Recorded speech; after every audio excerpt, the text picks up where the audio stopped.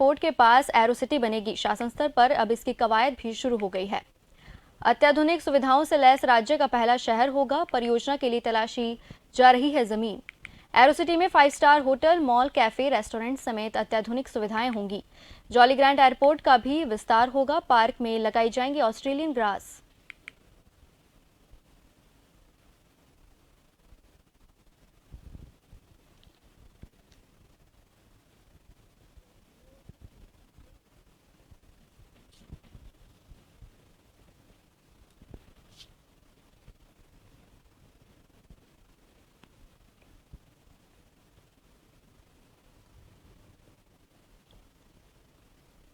देहरादून में jolly grant airport के पास arrow city बनेगी। शासन स्तर पर इसकी कवायद शुरू हो गई है।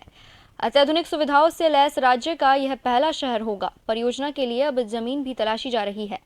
एरो सिटी में 5 star hotel, mall, cafe, restaurant समेत अत्याधुनिक सुविधाएं होंगी। जॉली ग्रांट एयरपोर्ट का भी विस्तार होगा। पार्क में ऑस्ट्रेलियन ग्रास लगाई जाएगी। धामी सरकार ने एक नया ऐलान किया है, जहां जॉली ग्रांट एयरपोर्ट के पास एरो सिटी बनेगी।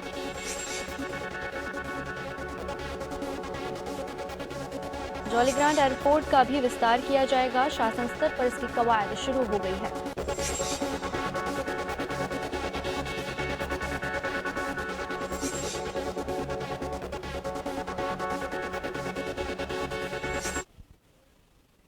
खबर पर अधिक जानकारी के लिए मेरे साथ फोन लाइन पर जुड़ चुके हैं हमारे संवाददाता यशराज आनंद। यशराज, धामी सरकार ने नया ऐलान किया है, जॉली ग्रांट के पास अब एरो सिटी बनने जा रही है।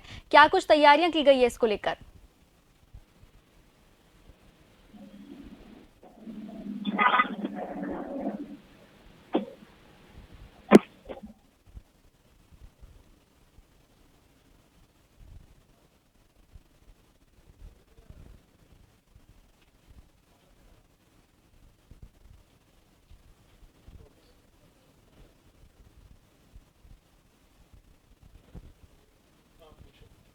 देहरादून से नई खबर है, जहां धामी सरकार ने ऐलान किया है यशराज की जॉली ग्रांट एयरपोर्ट के पास अब एरो सिटी बनेगी और शासन स्तर पर इसकी कवायद शुरू हो गई है।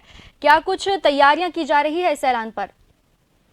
जी बिल्कुल, तो मैं बताना चाह रहा हूँ कि दिल्ली की एरो सिटी के तर्ज पर देहरादून में भी एरो सिटी बनाने की कवायद अब शुरू हो चुकी है।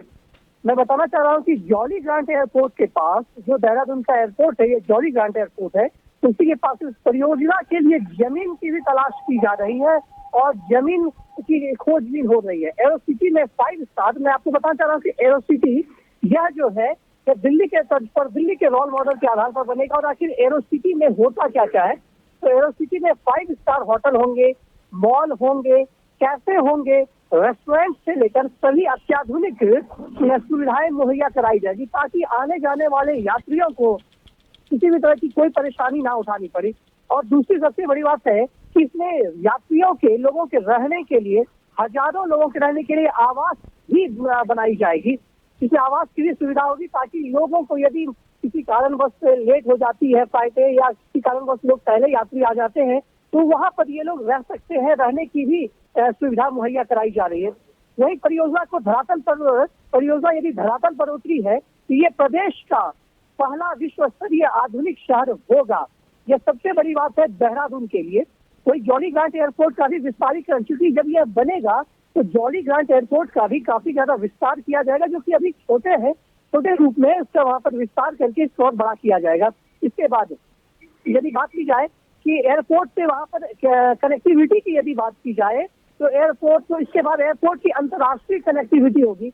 यानी अभी तो अंतर्राष्ट्रीय कनेक्टिविटी यहाँ पर जॉली ग्रांट एयरपोर्ट की नहीं है, लेकिन यह जब एरो सिटी के तर्ज जब ये खुलेगा तो यहाँ पर सबसे बड़ी बात है कि अंतर्राष्ट्रीय कनेक्टिविटी भी होगी, जहाँ पर लोग, यात्री राष्ट्रीय और अंतर्राष्ट्रीय सफर को देहरादून के जॉली ग्रांट एयरपोर्ट से ही तय कर सकेंगे।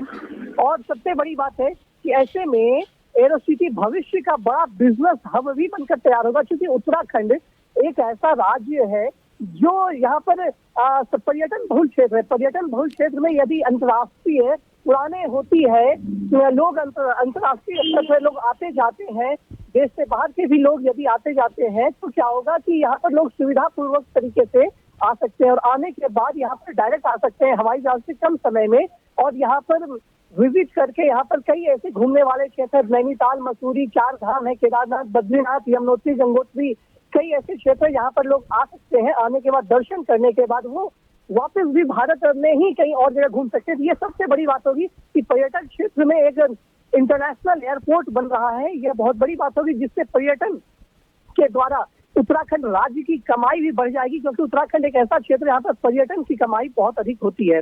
वहीं यदि बात की जाए कि उत्तराखंड के स्थानीय उत्पादों को भी अंतर्राष्ट्रीय बाजार मिल जाएगा, क्योंकि बाहर से लोग जो आएंगे वो यहाँ की स्थानीय उत्पादों, क्योंकि लोगों में यह रहती है कि आखिर अंतर्राष्ट्रीय लोगों में या भारत के अदर जगह के लोगों में, अदर स्टेट के लोगों में यह रहती है कि उस प्रदेश की जो वहाँ की जो अपनी कुछ उत्पाद है उसको लेकर के क्या रहती है, तो यहाँ के स्थानीय उत्पादों को भी उससे प्रोत्साहन मिलेगा, बढ़ावा मिलेगा, लोग खरीदेंगे, जिससे यहाँ पर एक बाजार का भी माहौल उत्पन्न होगा और स्थानीय उत्पादों को अंतर्राष्ट्रीय बाजार तक ले जाने में यह कारगर साबित होगा।